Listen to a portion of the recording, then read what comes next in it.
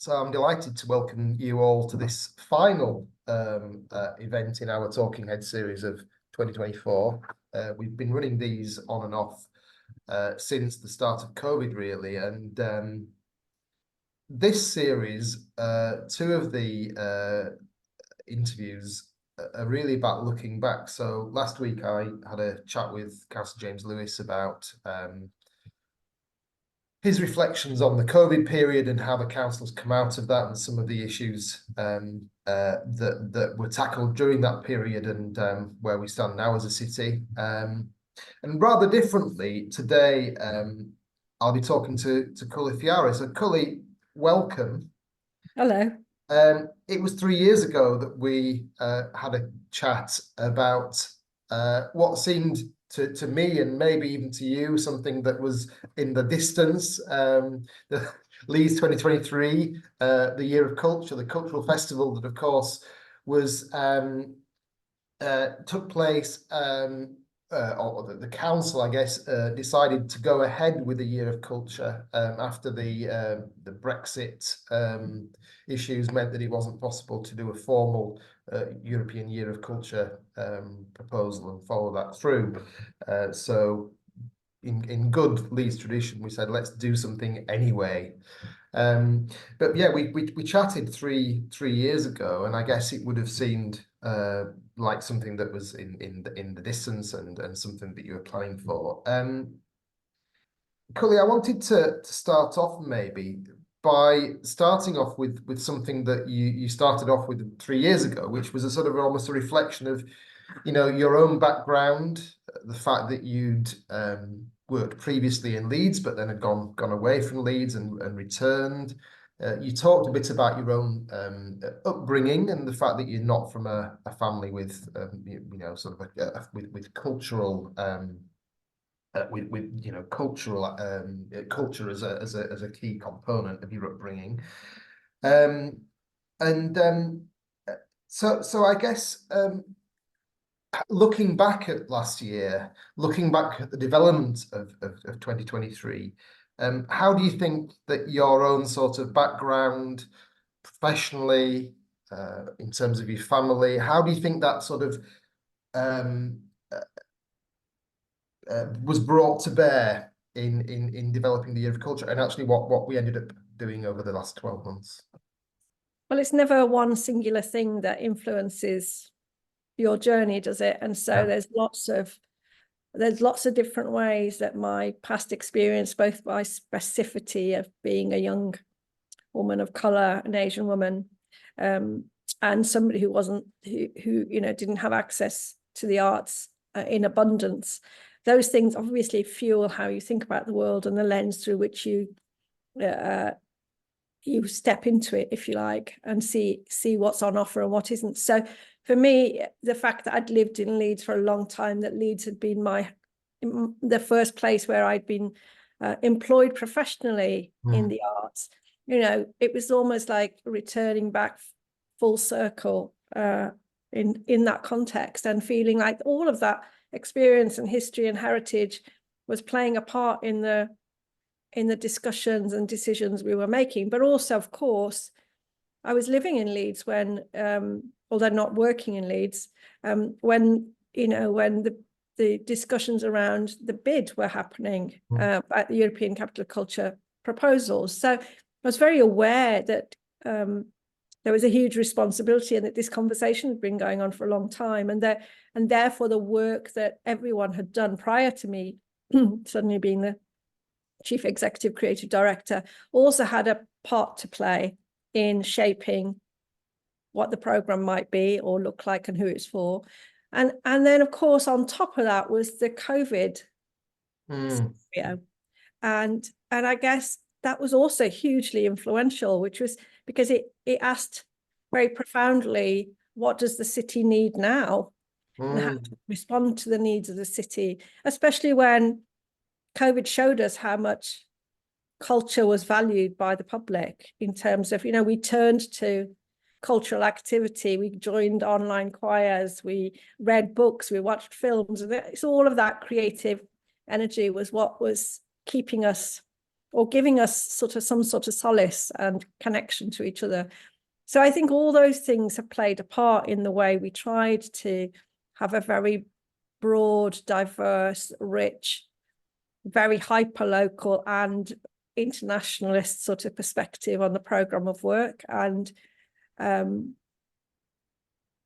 I think some things went brilliantly. Some things, you know, we could have done differently perhaps, or needed more time to have created greater embedded relationships. But I think we can all I feel really proud of what we managed to achieve in the most extraordinary of circumstances.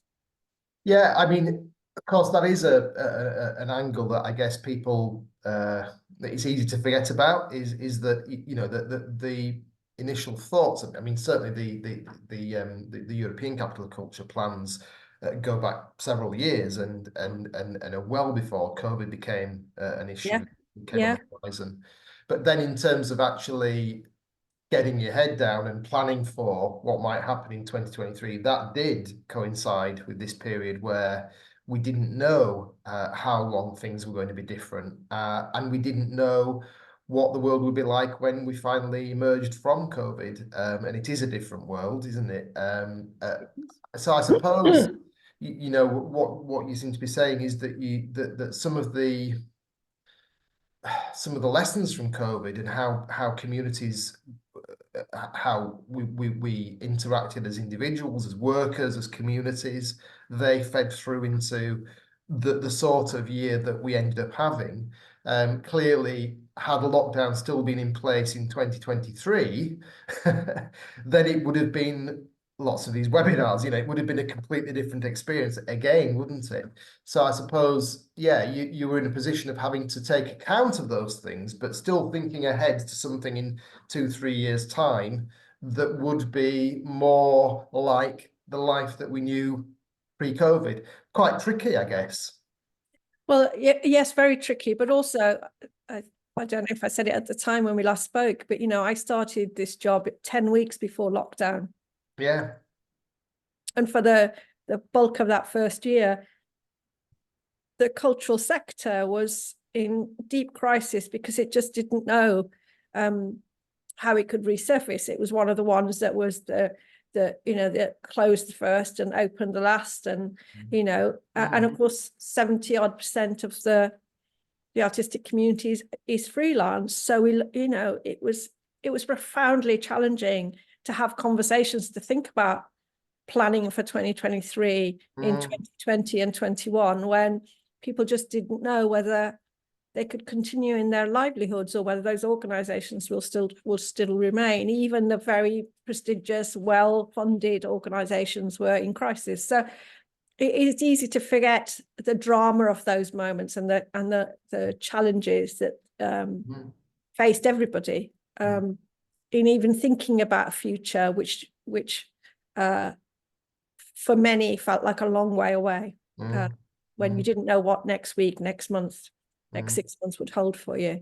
So, but I guess the important thing for us was also that the power of culture is its ability to entertain and to make connections, and that and the opportunity to bring people together.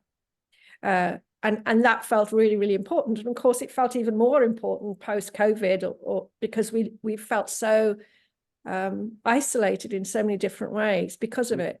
And I think that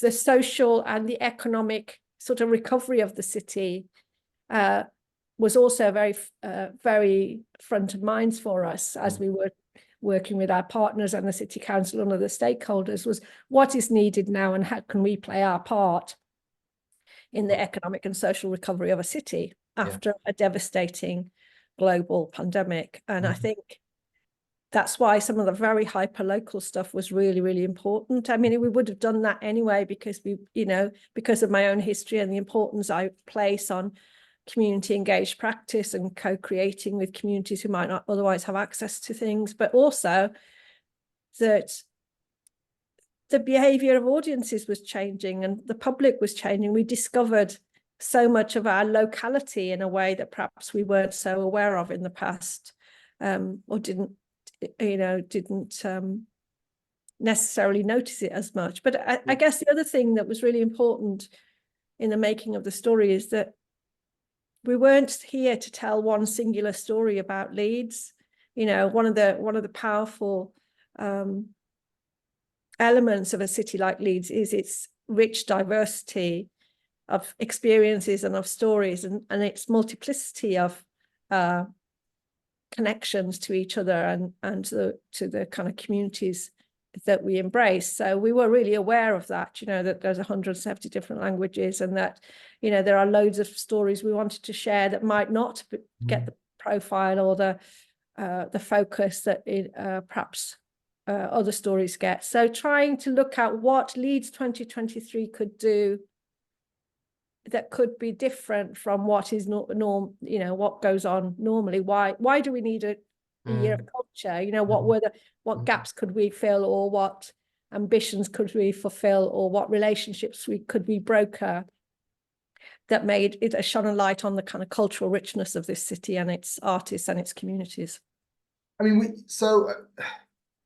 you know, my impression of the year was a year that had, you know, there were big splashes, you know, sort of very visible, big events that were citywide and had a citywide impact. As you say, there was also things happening at a very local level. Yeah. So, you know, the way, again, this is a tricky question because of what you can't sort of remove what happened during the COVID period. But I guess I guess I know what the answer to this might be. But, you know, what was the year in terms of big and small, in terms of community and citywide, was the overall shape kind of how you thought it would end up? Or do you maybe the community aspect was played up more than perhaps would have been the case, or maybe there were more city? How do you think the balance was, and was that what you expected? Oh, you know, that's it's quite challenging question, because you're constantly, I mean, you're playing with so many different variables at any given point, and you've also got to remember that we were sitting outside of the European framework for delivery, which meant that there were, other than the city council, there was no obligation from anybody to give us any money. And it, you know, even the city council didn't need to give us the money in a sense, but they had made a decision to pursue it. So the impact on our ability to raise money and the time frame to raise money was huge. And so we were having to operate on scenario plans that were 3 different versions. And within each project, there were 3 different versions of what might be achievable when we were doing feasibility studies on it, which was hugely challenging for our artists and our creative teams, because what you want is some certainty. You want somebody to say, okay, yes, we love that idea. Let's work out how we're going to make it happen. And here's some certainty about the money. And in many ways, we couldn't, for a lot of the time, we just couldn't do that. And the green lighting process to making things happen was hugely complicated, because there was no certainty about how much money we would manage to raise. Sure. And even right to the end of the year, we didn't know whether we were able to do the closing ceremony until about 10 weeks, 12 weeks before the year was ending. Now, that is ridiculous planning time frame for making a major new work of art, performing art, however experienced you are, you know, and doing it at the end of a year when you've got Christmas holidays and all the rest of it. It was insane. So in many ways, it's really hard to answer the question, was it as you planned? Because you held your nerve, and yes, we had planned, and I'm really delighted to say that we said we would deliver 12 signature projects, and we did. We said, you know, we would have at least 20 plus international partnerships, and we had significantly more than that. We said we would work in schools and with our higher education partners, and we did. And, you know, so by, you know, in terms of the targets and the ambitions, we hit those. I guess the the things that I kind of still, I struggle with at the moment, and that's partly because I'm a theatre maker and I make things, and it takes me time to reflect on what we've achieved. Yeah. Is that all I can see are the things that we didn't get done, the things, the lost opportunities because we didn't manage to raise the money, or we ran out of time, or the things that we could have, you know, we could have done slightly differently, or maybe achieve, you know, it's all that stuff that none of you will know, but it's still the thing that goes, oh, wouldn't it have been nice if we'd managed to do X or Y? And you know, especially some of the, you know, the larger kind of ideas where we just didn't secure the investment in time, or not at all. But and that's always a disappointment. I guess the thing that I did know that we would try and do, and I felt we achieved, was that, and that's again probably would be different if it was somebody else in my role than me, but because I suppose because I make work, I was interested in the year telling a story. And so the way we structured the year was that it was like a 3-part act of storytelling. And of course, you know, the first being awakening the city to itself, and our own kind of creative impulse, which, you know, it's not that it doesn't have it, but it was an opportunity to really shout about it. And I think that sort of structure, the 3-act structure, effectively, was possibly even more important given the uncertainties that, you know, because without some sort of overarching umbrella structure, it would end up being something that, you know, was a series of disparate events and happenings that happened to be taking place within a calendar year. I think giving it that narrative was actually really a really smart move, I think. So I agree with you. I think that worked really well. Could I ask you? And by the way, if anyone wants to put any questions in the Q&A, please do so. And I'll try and pick those up as we go along. But Kully, I'd like to sort of reflect on the extent to which something like Leeds 2023 provides a platform. You know, there's a brand, there's a platform there, and it gives organizations and individuals and groups maybe a platform to share more widely work that they do that maybe isn't not ordinarily very well appreciated by the wider population. It seems to me that one of the successes of Leeds 2023 was the extent to which that was able to happen. Would you agree with that? Yeah, I hope so, because what we tried to do was frame it under 3 sort of elements, which was the produce element, the work that we made that perhaps wouldn't get made in any other way. So those 12 moments in the year. Then the partner program, which was in collaboration with a whole host of partners, whether that was Opera North on one scale to you know, working in a school somewhere, or an independent artist in Wetherby, whatever it might be, to work with them to kind of do stuff perhaps that they haven't been able to do. Or you know, for example, the sort of heritage programs that we ran in collaboration with a number of partners, where you're bringing artists and established heritage organizations to try and do new things. Those were about sort of shining a light and also amplifying what was already existing, but also encouraging people to try new things and different things and build new relationships. And I guess the third part was promoting, and that was an act of advocacy for the city, really. So it was about promoting what was happening in the city, but it was also about talking about culture in Leeds in all sorts of ways, across all sorts of platforms, in a sustained and consistent way, which is where the work of, you know, the team around letting culture loose and the brand sort of positioning around culture and the city was really important. So, you know, because it was an opportunity to shine a light on the city in all its complexity for that year, which is where I think the power of having a year of culture for Leeds and the bravery of the City Council to do that's really important, because it changed some of the narrative about what Leeds is about.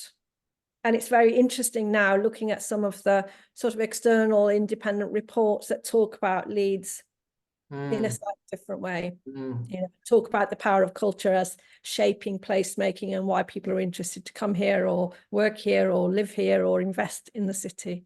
Mm. I mean, I guess that will be something that will be looked at as part of the sort of evaluation, the longer term. But certainly, if you look at recent government announcements, you know, who's to know? Who's to know why particular things happen and why they happen when they happen? But the sort of the background, the ability of a focused period of time where culture is very much the focus, and how that seeps out into the wider world, the national scene, you know, is something that is probably always going to be quite hard to you know, to quantify. But nonetheless, when the government announces, you know, the National Poetry Centre is receiving a grant for 5 million, you know. Well, both the Poetry Centre and British Library have been partners with us across the year. Absolutely. And the Poet Laureate was involved in our, you know, in collaborating with the BBC and on Contain Strong Language. And we had, you know, part of our conversation with him was about bringing in international poet laureates from the world, you know, and, you know, the festival was hugely exciting as a consequence. So there's lots of, you know, some of that early development work has been supported by us, and similarly with the British Library, you know, we've done quite a lot to work around, not just the Northern Dreaming book, which is obviously the book we collectively created for all the newborns of the city that will be part of a future legacy for a city, but also just that, you know, their kind of commitment to coming on board on the journey in terms of the engagement work that we're doing in the city. So I do think that, you know, we may not directly have received money from the Department of Culture, Media and Sport, but all of the conversations we had with them over those last 3 years were all about why it's important to invest. So, you know, the Poetry Centre and the British Library stuff was part of those conversations. You know, they won't be in isolation, really. I mean, the question of money always gets raised, and it's not sort of exclusive to the work that you did over the last well, the physical manifestation of it over the last 12 months, last calendar year, and then the build up towards that. But of course, there's always this criticism, isn't there, about you know, public investment in art and culture at the time of you know, personal crisis, you know, the cost of living crisis and all the rest of it.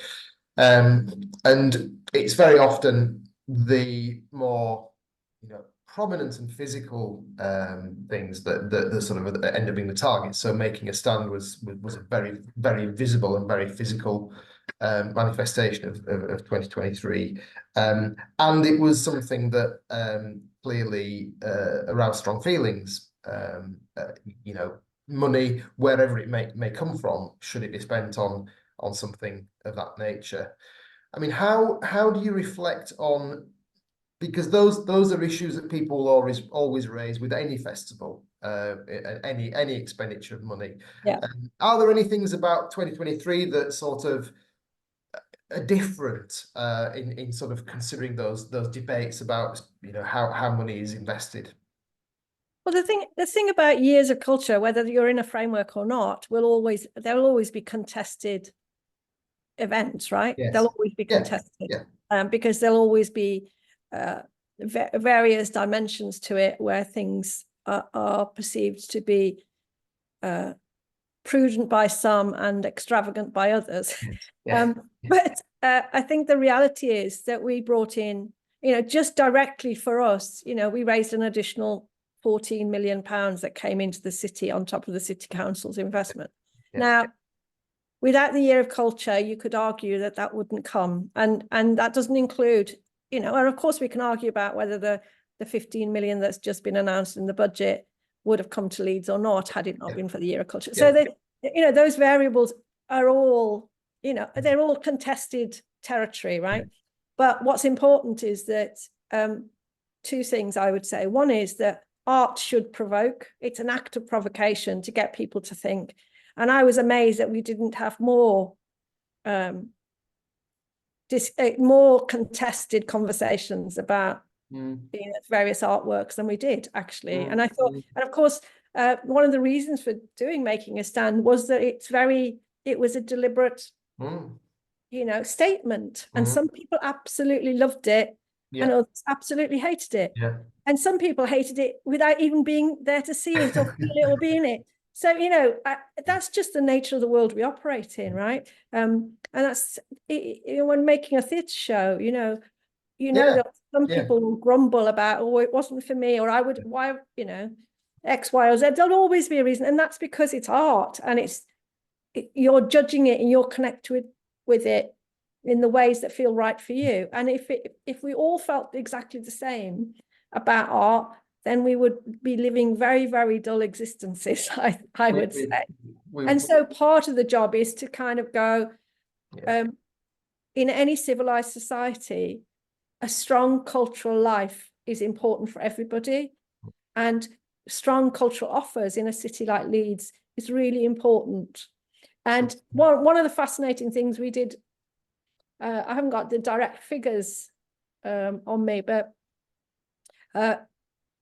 early on in the year, there was a kind of audience segmentation sort of survey, where something like 75% of the public was saying that they valued culture and they thought a year of culture was really important for the city, even if they didn't choose to go to it, if you like. So it's a complicated, contested environment. Mm. We absolutely know the importance of it, and we absolutely know, and there's plenty of surveys and research that shows that the economic value of it is really important. So I just think that when there's little, when people are under pressure, of course, it's an easy territory to attack. And who would argue that we need a better, we need greater investment in our schools, we need greater investment in our social care, and we need greater investment in our health service. But the figures we're talking about that are invested in culture are minute, but the benefits are huge. And so I think that's where we have to kind of go, artists have important things to say, and we have to create the environment for them to be able to say it, because that is what makes places worth living in. Absolutely, and I think with Making a Stand, it's very interesting because, of course, it was a temporary installation. It's no longer there. It gives cause for people to think, well, actually, what should the role of City Square be in the future? We're now back to an expanded City Square with through traffic no longer, no through traffic going through there. A promise of a revamped City Square that unfortunately isn't happening at the moment because of financial constraints. But having had the sort of animation for a number of months, it's no longer there. What happens next? It hopefully provokes that debate as well, and I think it is provoking that debate. So I think it fulfills purpose as well. We're almost out of time. I just wanted to touch on one last thing, which again is sort of thinking about the sort of the larger, more visible aspects of the year, and I'm thinking about the Hibiscus Rising sculpture. We chipped into making the maquette some years ago. Very pleased to do that, and of course this has now been realised. And for people watching this who haven't been down to Meadow Lane, I'd urge you to go and look at Hibiscus Rising, because it really is absolutely fantastic. So I guess that's a very physical sort of legacy, isn't it, of Leeds 2023?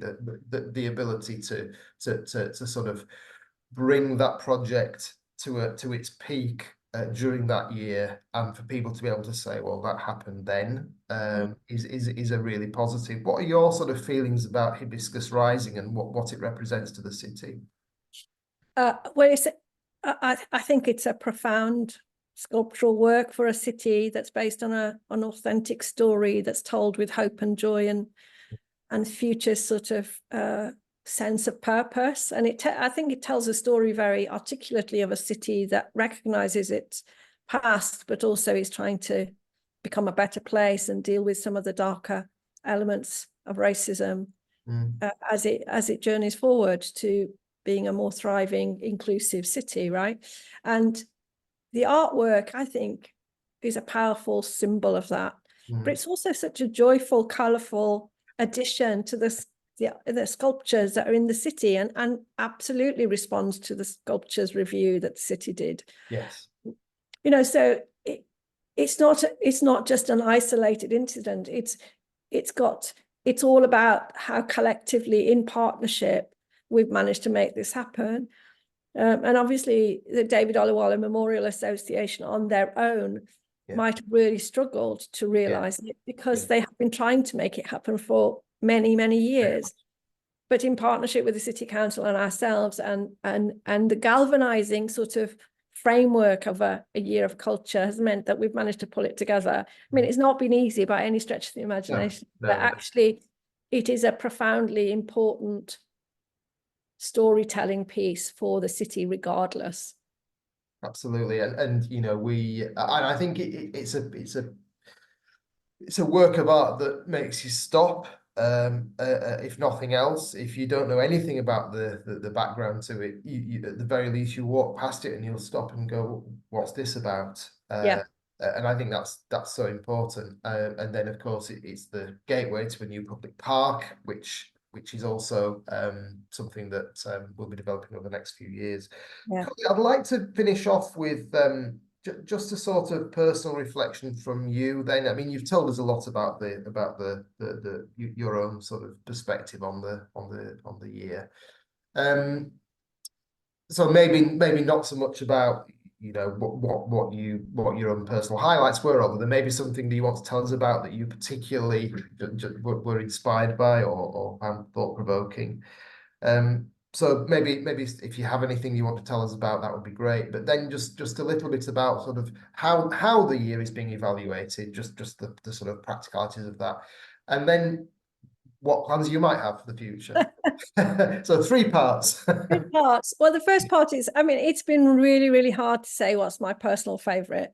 There are so many joyful moments I've encountered, and in the end, I suppose that is the thing that I valued most, is the public's engagement and appetite to get involved and to participate. But also, you know, you see people walking past and smiling at the artwork or the murals or whatever, or suddenly discovering St. Aidan's Park because they've never been and realizing it's on their doorstep. You know, all of that sort of stuff that has just opened a sort of door for someone, or the children, you know, or the kids that came to the awakening who then went to talk to their school friends who performed and said, oh, I want to learn a musical instrument because I want to be like the Solar Jets. You know, all of that sort of stuff is where you kind of realize, well, that was worth doing. However hard it was some days, it was definitely worth doing, because it's created some memories for people, the impact of which I might never hear about, but I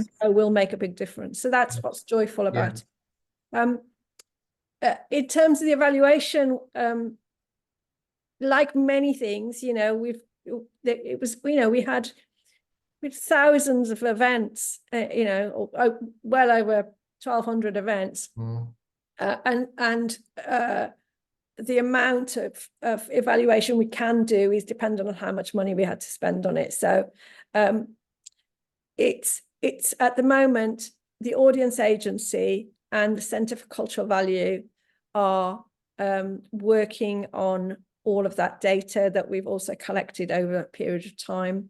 And obviously Open Innovations kept a live data site for us during the year, but there's still quite a lot of bringing in, reporting, all of the detail, and that's happening happening over the course of the next few months, with a final report likely to be available to people in September, October, or at least later in the autumn.